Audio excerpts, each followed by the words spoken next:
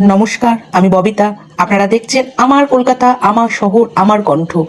সন্দেশখালী বিধানসভার অন্তর্গত কোড়াকাটি অঞ্চলে একটি গুরুত্বপূর্ণ অভিযোগ সামনে এসেছে। অভিযোগ করা হচ্ছে, টিএমসি সরকারের আমলে রাজনৈতিক হিংসা ও অত্যাচারের শিকার বলে দাবি করা কিছু ক্ষতিগ্রস্ত পরিবার বর্তমানে স্থানীয় তৃণমূল প্রধানের কাছে ক্ষতিপূরণের দাবি জানাতে গেলে বাধার সম্মুখীন হচ্ছেন। স্থানীয় সূত্রের দাবি, সন্দেশখালী ব্লকের কিছু বিজেপি নেতার পক্ষ থেকে এই ক্ষতিপূরণের দাবি নিয়ে আপত্তি তোলা হচ্ছে এবং ক্ষতিগ্রস্ত পরিবারগুলিকে এগিয়ে না যাওয়ার জন্য চাপ দেওয়া হচ্ছে বলে অভিযোগ উঠেছে। তবে এই অভিযোগের সত্যতা স্বাধীনভাবে যাচাই করা সম্ভব হয়নি এবং সংশ্লিষ্ট পক্ষের বক্তব্য এখনো পাওয়া যায়নি। কিন্তু প্রশ্ন উঠছে, যদি সত্যিই ক্ষতিগ্রস্ত পরিবারগুলি তাদের দাবি নিয়ে এগিয়ে যেতে চান, তাহলে সেই প্রক্রিয়ায় বাধা কেন? এর পেছনে কি শুধু রাজনৈতিক কারণ, নাকি রয়েছে অন্য কোনো সমীকরণ? ঘটনার প্রকৃত সত্য কি? ক্ষতিগ্রস্ত পরিবারগুলির বক্তব্য কি? আর এই অভিযোগের বিষয়ে সংশ্লিষ্ট রাজনৈতিক নেতৃত্বের অবস্থানই বা কী? সম্পূর্ণ তথ্য জানতে ভিডিওটি শেষ পর্যন্ত দেখুন। 2017 সাল থেকে আমাদের এই কোড়াকাটি অঞ্চলের সমস্ত বুথগুলির অত্যাচার, তৃণমূলের অত্যাচার, এবং এই অত্যাচারের মূল মাস্টারমাইন্ড হচ্ছে মনিকা রায়। এই প্রত্যেকটা বুথে, আমাদের যে বুথে বাইরের যে তৃণমূলের হারমাতদের নিয়ে আমাদের রাতের অন্ধকারে আমাদের বুথে ওরা রোলার চালিয়েছে, প্রত্যেকটা মানুষের বাড়ি ঘর সব নষ্ট করেছে। আজকে যে এখানে যে এই যে মহিলারা আছে এবং এই অসংখ্য যে মানুষ এই বুথের, এই মানুষেরা এরা এতটা ক্ষিপ্ত কেন? এদের রাতের ঘুম কেড়ে নিয়েছিল। ব্লক নেতৃত্বে আমরা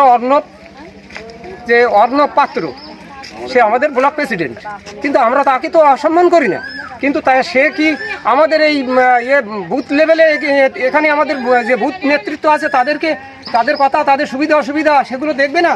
আজকে যে আমরা এখানে এসেছি, যে কথাটা বললো যে আজকে মনিকা রায়ের ঘর ভাঙা হয়েছে, আমরা তো মনিকা রায়ের বাড়িতেই যাইনি। এখানে তো সে 2 মিনিট দূরে সেই তার বিশ্রামাগারেরও বাইরে আমরা দাঁড়িয়ে আছি।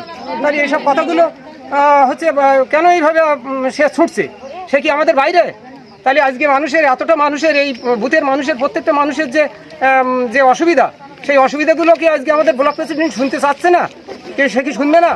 তাই সে কি আমাদের এই কথাগুলো আমাদের রাজ্য নেতৃত্বের কাছে আমরা বলতে চাই। এই মুহূর্তে যে ব্লক প্রেসিডেন্ট যে কথাগুলো বলছে, এগুলো তো আমরা মনে করি যে তৃণমূলের সাথে তাদের গঠাপ কেস চলছে।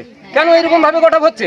তাহলে আমাদের মানুষের যে চোখের জল, এগুলো তারা কি আজকে এই বিজেপি নেতৃত্ব, বিজেপি অঞ্চলে এই রাজ্যে আসার পরে, আমাদের এই অঞ্চলে আসার পরে বা আমাদের এই বিধানসভায় জেতার পরেই কি আমাদের এই মানুষেরা, বিজেপির এই মানুষেরাই মার খাবে?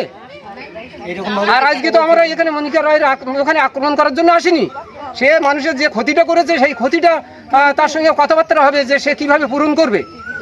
আমাদের এখানে নম্রতা, ভদ্রতা সহকারে আমাদের এই দল, সংযত দল, আমরা বিষয়টা হচ্ছে, আজকে আমরা মনিকার কাছে কিছু কথা জিজ্ঞেস করার জন্য আমরা এখানে এসেছিলাম। অর্ণব পাত্র আমাকে ফোন করে বলছে যে আপনি কে বলছেন? আমি বলছি আমি তাপস সর্দার কথা বলছি, কোড়াকাটি অঞ্চল থেকে।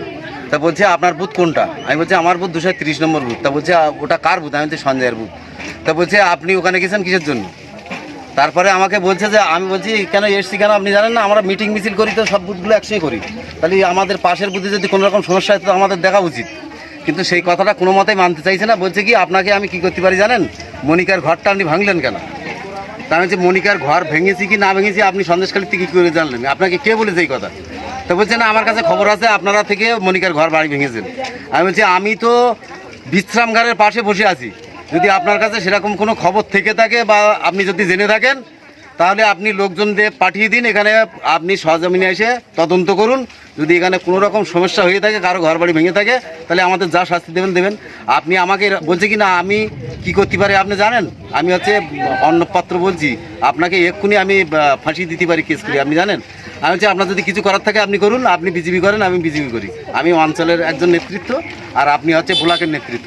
তো যদি আপনি মনে করেন আমাকে এক্ষুনি কেস করে জেলে ঢুকিয়ে দেবেন কেস দিয়ে, সেটা আপনার পক্ষে অনেক সুবিধা হবে। সেটা দিলে আপনি আপনার কাজগুলো সুবিধা মতো করতে পারবেন, কোড়াকাটি আপনার কেউ বাধা দেওয়ার থাকবে না। এটাই আমি বলে দিয়েছি। ওরা যেটা করতে যাচ্ছে, টিএমসির সাপোর্টটা করতে যাচ্ছে, আর আমাদের বিজেপির যে হাজার হাজার লোকের ঘর বাড়ি ভেঙেছে, আমাদের উপর অত্যাচার হয়েছে, সেটা ওরা তার শাস্তি চায় না, তাদের গ্রেপ্তার করতে চায় না, তাদের গ্রামে ছেড়ে রাখতে চায়, তারা পুনরায় আমাদের উপর অত্যাচার করে, এটাই ওরা চায়, তাছাড়া আর অন্য কিছু না। ভিডিওটি ভালো লাগলে লাইক, কমেন্ট ও শেয়ার করতে ভুলবেন না।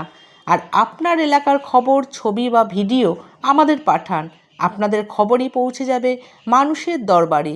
দেখতে থাকুন আমার কলকাতা, আমার শহর, আমার কণ্ঠ।